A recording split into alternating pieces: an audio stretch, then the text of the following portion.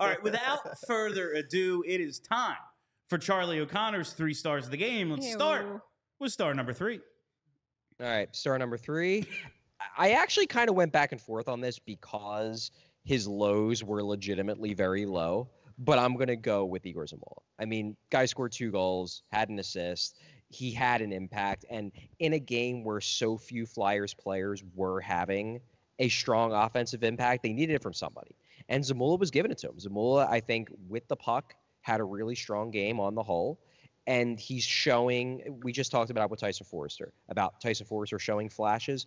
Igor Zamola is now starting to show flashes of what he maybe could become in the future. That's exciting. He's a rookie. He's going to make mistakes. Or I don't even know if this season really even counts as his rookie year. I have to go back and see if he truly is Calder eligible. But functionally, he's a rookie. This is his first full season at the NHL level. He's my 3rd star because he did stuff. Not a lot of Flyers players in this game did stuff, and Zamola did stuff. So for that reason, he's my 3rd star. I love stuff. That makes, honestly, that's great reasoning because this game was, it looked like a Sunday afternoon game is exactly what it looked like. Let's get to star number 2. Star number 2, I think, was the best Philadelphia Flyer on the ice in this one, Joel Farabee.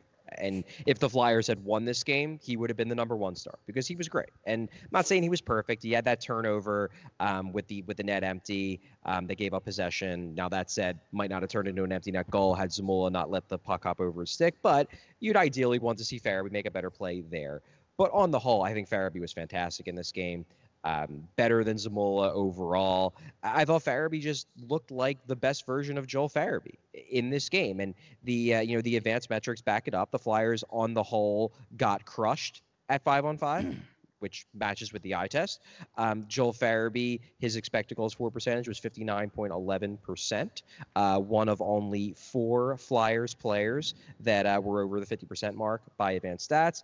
Obviously, he has the nice goal. He sets up both of Zamola's goals. He just played really, really well. And, you mentioned earlier, you asked me, I believe, has he been the most consistent Flyer on the season? I wouldn't say he's been the most consistent Flyer on the season, but maybe since the calendar has turned to 2024, he's been the most consistent Flyer because these last few weeks, you just can expect that you're going to get good Joel Farabee every night. And it's been cool to see his development. This is why we have to stay patient with guys like Tyson Forrester, because Joel Farabee didn't hit the NHL fully formed.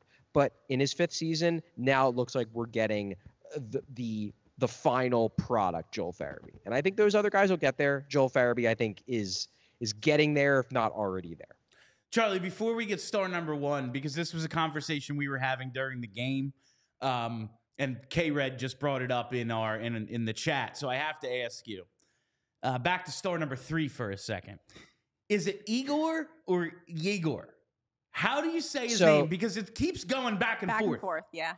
Well, so what it is that JJ, I think, is probably correct in that he is specifically asked Zamola what he prefers to be called. So it is probably Yegor, probably. All right, because during the intermission interview, he was called and usually when the Russian guys come over, all of a sudden the little Y that they have on Elite Prospects, it ain't on Hockey Reference anymore.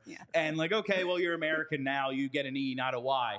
But it seems like they're still pronouncing the Y. I don't know. Anyway, let's get to star number 1. Claude Giroux. All right. Yeah, I mean, I'm gonna. It is. It's Claude Giroux. And it sure is Claude Giroux. I mean, but in seriousness, number 1, he scores the game-tying goal. Huge goal. I mean, that is a pivot point of this game. The Flyers are hanging on. You're thinking, maybe they could squeeze this one out. Claude Giroux ties it in dramatic fashion. I think he was good all game, but even looking at the numbers, looking at him at 5-on-5, the Ottawa Senators, from a shot attempt standpoint, had 14 shot attempts when Giroux was on the ice. They allowed only 2.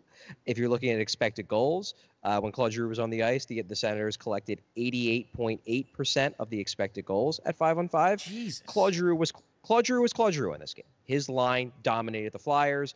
Obviously, it helped that he was on a line with Brady Tkachuk, who was also really good, but Brady Tkachuk didn't score the game-tying goal. Claude Giroux did. So in this homecoming for Claude Giroux, I am giving Claude Giroux the number 1 star.